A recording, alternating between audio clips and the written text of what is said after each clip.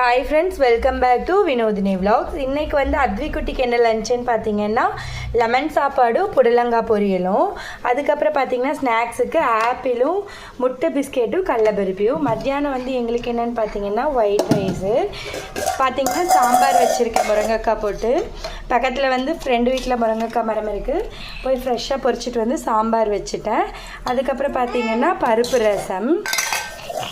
இது வந்து பார்த்திங்கன்னா சாம்பார். புடலங்காய் பொரியல் வந்து மதியானம் எங்களுக்கும் சேர்த்தியே பண்ணியாச்சு, அத்விக்கும் எங்களுக்கும் சேர்த்தி பண்ணியாச்சு. காலையில் சாப்பிட்றதுக்கு வந்து பார்த்திங்கன்னா இட்லி ஊற்றி வச்சுருக்கிறேன். இதுதான் வந்து இன்றைக்கி எங்கள் வீட்டில் லஞ்சு.